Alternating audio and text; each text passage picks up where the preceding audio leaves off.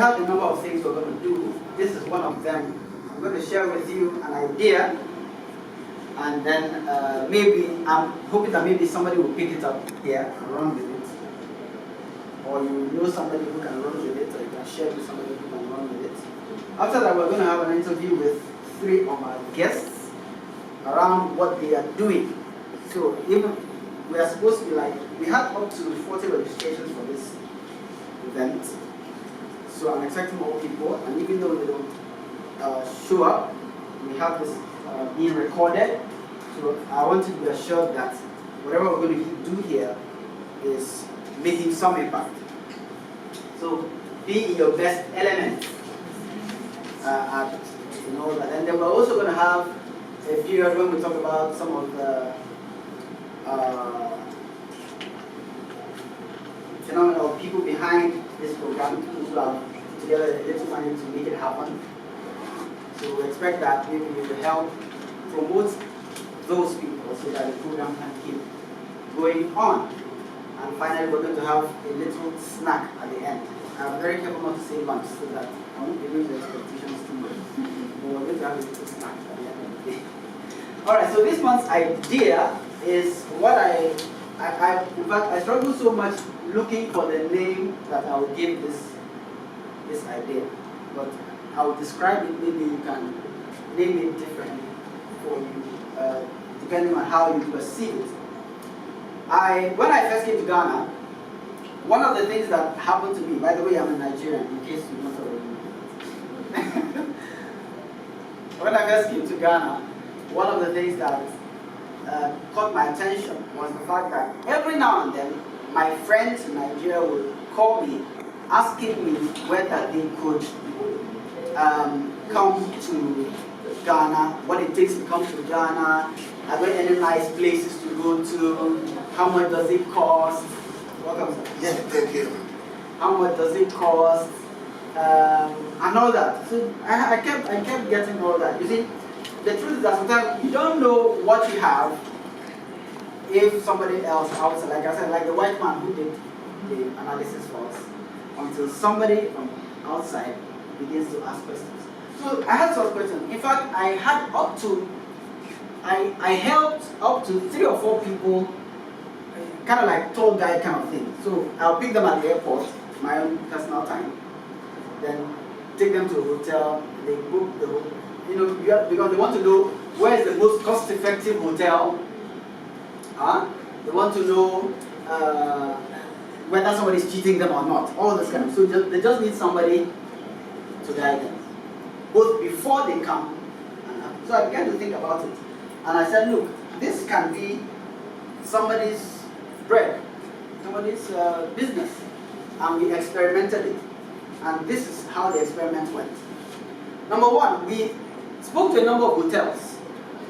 There was a hotel at La, which was willing to give us 10% for every person we bring to them. 10% of the person's hotel bills. We went to Hotel Apartments at Osu. They said if we have a registered name, they could give us, I think it was $40 per day, because they charge in dollars at Hotel Apartments. So at that time we were $180. So they were willing to give us about $40 per, if we were a registered tour guide or something. Then I said to myself, if you were going to do this as a business, you can earn money from the hotel themselves as well as from the person who is coming to learn. So you go on Facebook, you engage people who want cost-effective holidays. You tell them that, okay, you can guide them and take them to spots where they can eat, tourist centers and all that. You can give them information. So that's consultancy. So you have a consultancy fee, right? Then you have a fee for them if they arrive there. Maybe in hotel apartments, you have your own kitchen. So if you want, you can cook for yourself. There are hotels like that. So you can tell, okay, I can go to the market for you. So you go to the market for the people and they pay you, they give you the money to go to the market, then they pay you for your inconvenience of going to the market on their behalf.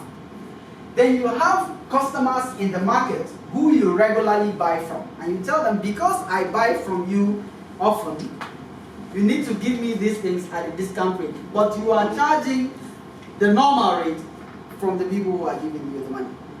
How many streams of income have I mentioned? It's like up to 4, right? This is from this business. And then I said to myself, how do you market this business? First of all, you can carve out a niche and say, okay, there are people that they have their weddings in Nigeria. Nigeria is a very big place. They have their weddings. They cannot go to Europe for their honeymoon. So you tell them, look, we have nice places here in Ghana. I will take care of everything for you. That's all you have to do is come. I know the best hotels. Come. And you contact them via social media. Because these days, those, the channels, the issue of connecting people is no longer a big deal. There's social media. That's the product, the attraction. There are no fights, no issues, no war, nothing. Everything is nice here, right? Peaceful. People are nice. You market yourself on social media, and you see the streams of income that you get. So I want you to have this picture in your mind, and then we're going to have an interview.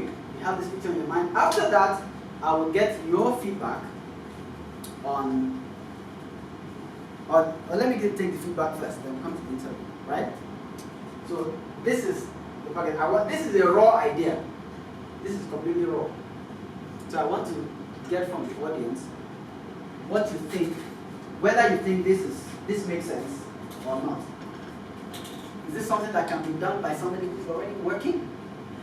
Is this something that is actually going to be lucrative? Is it doable? So that's what I want to ask you. Who wants to go first?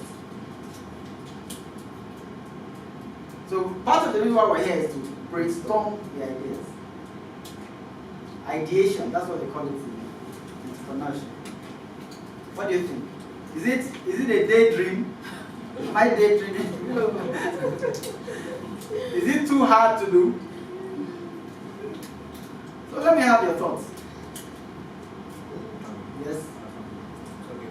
First, I think it's a very brilliant idea. That is a good idea. It's brilliant already. From my perspective, I think you can use it as a side business in addition to your permanent job you are doing. Okay. Because one, it's going to take time, but then since we have a team or people we are working with, okay, it will you will disseminate the jobs or the roles accordingly that it's going to fetch a lot of money out of.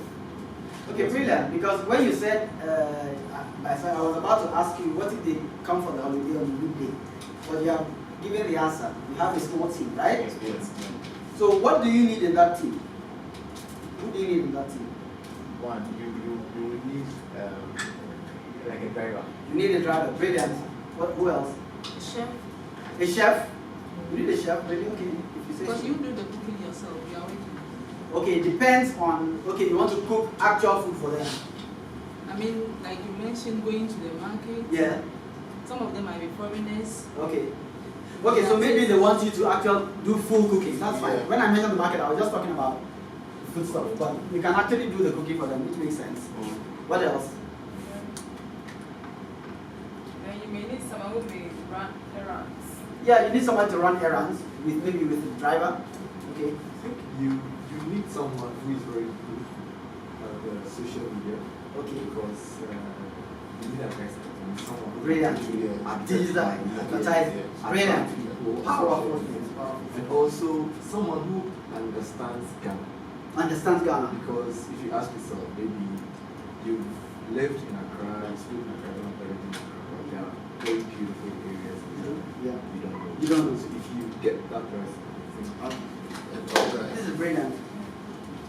You wanted to add something? No, that's a tall guy. A tall guy. so Now, do you know the interesting thing about all this that you mentioned? That you don't have to employ them. Do you understand what I mean? Everything you've mentioned here, there are people who have those skills here, and people here who know somebody who has those skills. Do you understand? Yes. That means that may not be that person's main job, but when the business comes, you call your team together and say, this person has come, we need this, we need this, we need the driver, and everybody, hey, it's a model. Do you understand? And you have to now create a package. Because people like simplicity when you are pricing. It's not when the person calls you, now start calculating, okay, I'll charge you 20,000 for this, I'll charge you, no. You create the package so that when you're advertising, you say, okay, $1,500, 5 days in a 4-star hotel, a tour to 3 tourist sites, this and that and that is a package that you create. Does it make sense? So somebody to tell me something negative about the idea. I want to hear something that will not work. Why it will not work? Reasons why it will not work. That's real ideation. Chris has something to say. Maybe African married couple. I'm not sure that they might be interested in that kind of thing. Okay. For them to go out, like to visit another. Meaning that you are restricting your opportunities. Okay. So you're saying that my target customer should be expanded. Okay, that makes sense because the truth is that white people are more likely to travel than black people, right? Is that correct? Okay, so good. I should I'm expand. actually willing to accept that 100%. Okay, yes, good. Because a friend of mine recently came to Ghana. Yeah. And we couldn't even meet. The reason why we couldn't meet is his wife is an African. I still had to show her a lot of places. Yes. So he didn't even. So there are many Africans, and I think they will have who are born out there, who have spent all their life there. Yes. They still want to understand or get to know where they actually came from. Yeah, so I think that was possible. Okay, so you have 3 kinds of possible customers now. You have those who are born here or born somewhere else in Africa who want to come to a particular African country. You have those who are born in the diaspora, they want to trace their roots back. And you have actual foreigners who are looking for a local person they can trust, right? The safety of the business of the people. Security. Okay. Okay. That's a brilliant one. Security. Okay, now, okay. I agree with you in a sense, but I also want to ask, the truth is, when you go to the market by yourself, you have a bodyguard. You have a bodyguard. When you go to Kanishi market, you take a bodyguard. So it's you because it's more likely that. Go ahead.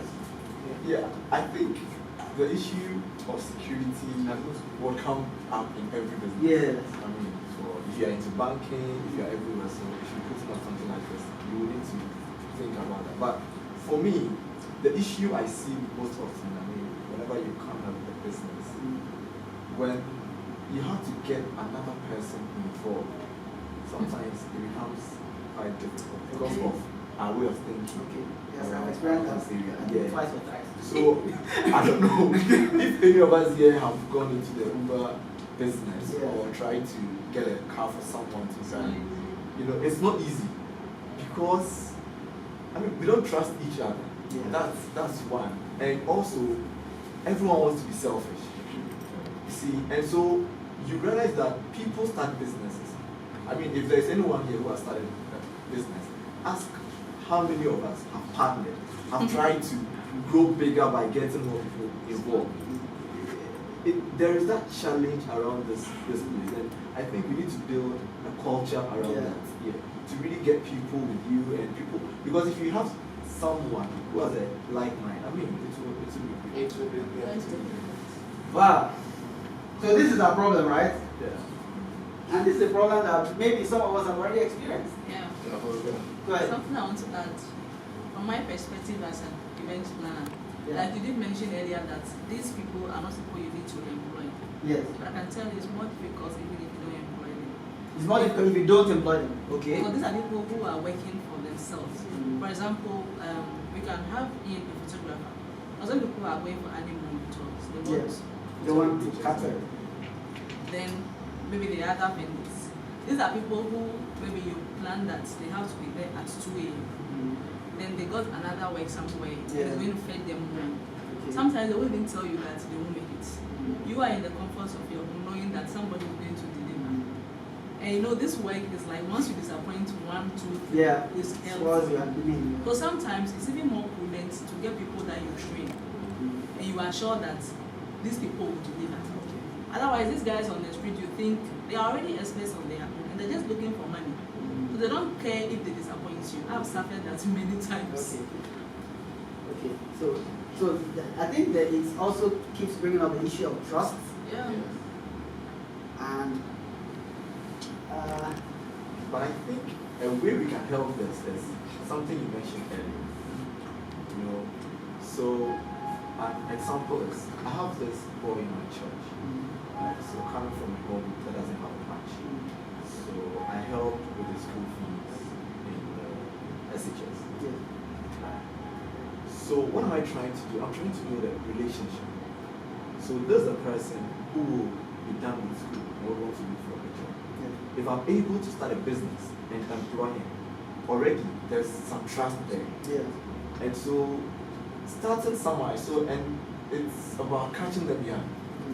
If you are able to help someone get to a certain level, whenever you ask them to come work for you, and they are still going to earn something for themselves, I think it would be easier than going to catch someone who is already trying to make something for themselves and who feel like they don't owe you anything. Yeah, that I think would kind of solve. Okay, what about contracts? What if there are agreements between? What do you think? Agreements are difficult in Ghana because enforcement of laws are very difficult. Everywhere. How are you going to enforce the contract if the person doesn't, Okay. Okay, so those are good ideas. I don't have all the answers now, and I'm sure we don't have all the answers, but at least we agree that it's something that can be pursued. So the hurdle we have to now surmount is how do we get people to trust each other? How do we get people to understand that a business is not always, how do I put it? If I say not always about making money, you may crucify me, but No. I'm saying that that's what most people don't understand. Though their first impression is to get the money, but sometimes you have to build that brand before the money comes in. All these things like maybe we are talking about now, that's me. That's what I do. okay. And I end up being the driver for my own self. I end up being the chef for my own self for the client. I end up being the tour guide for the person. I advertise Ghana to these people when they come here. And I have built that trust with my client to the extent that if not, I'm not around, it's very difficult for them to recommend somebody else to them. So at the end of the day, I cannot do it all by myself. I tried introducing some people to this client, and at the end of the day, they just messed up your brand. Because the things they are not supposed to do, that's what they go in to do. Sometimes you tell them not to involve money even from the start because they know that this is the amount of money they are going to pay at the end of their sojourn here in Ghana. But at the end of the day, they still want to get some tips from these people which are not part of my package because you have charged them yes. So this issue of trust here with these kind of things is very, very difficult.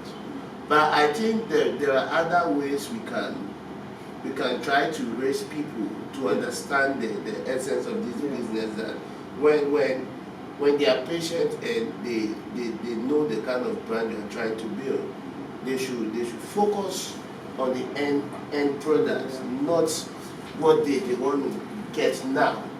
So I think we have to find a way of training these people to do, because it's a very, very, very lucrative business. I think The mindset. I think you also need to get someone who understands your vision. Exactly. Yeah. I mean, if the person does not understand your vision, then it means that's when the mess up will come. Because about what you said, training, getting someone training, exactly. that one I can tell you that there's some people who also mess you up. Because I when I started the photography, I remember I was using a small camera. Yeah. I had a program. Then one guy walked to me and said he wants to be part. He doesn't want me to pay him, but he wants to learn it because he feels it's nice. So he wants to. His passion is there. So I said, okay, fine. If that's the case, no problem. So everywhere I go with him. And then from there we built everything. So now when a job comes, I try to give him something, even though he didn't ask for money, but at least I care. Then this guy stopped working with me and took my big client away from me. I'm serious. And then later on, when we spoke again, and he was telling me that I don't charge the people.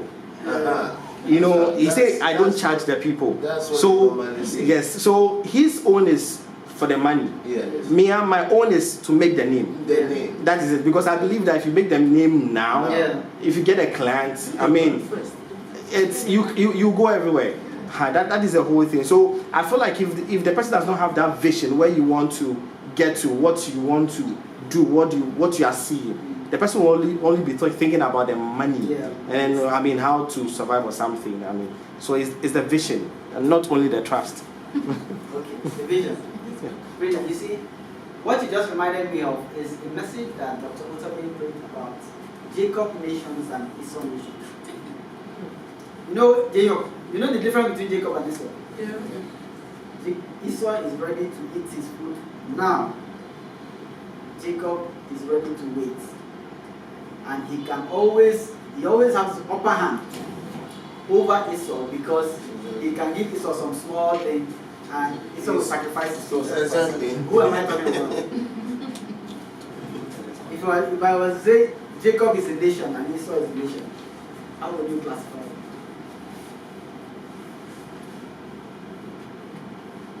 African American. Is it not? So one of the things we're trying to do with this group is, can we develop a set of values that can be implemented in business that will change the way we behave in building businesses? Change the way we think about not just the porridge we can eat immediately, but the brand we can build. Because that is what a lot of nations that we say are ahead, that's what they have. They think in decades. They think in days. That would be swinging against the flow. Yeah, of course. It's every revolution has that difficulty. So my point is, if we have people who are thinking in that direction and are able to support each other in that against the flow, like you mentioned, maybe it will be a little easier to develop that set of values and build and demonstrate that it works. Because it has worked for other nations. The nations we admire, it worked for them. That's why we began to admire them. All right, we're out of time on this section. Maybe we'll keep talking about it as we go along. So we're going to go into the next thing. Before I do that, I'll just, because of those who came into earlier, some of the things we've talked about, those are the values we're trying to drive. We talked about in discussing this business. We looked at the values. Particularly promoting trust, promoting local content, and helping others to succeed. Beyond just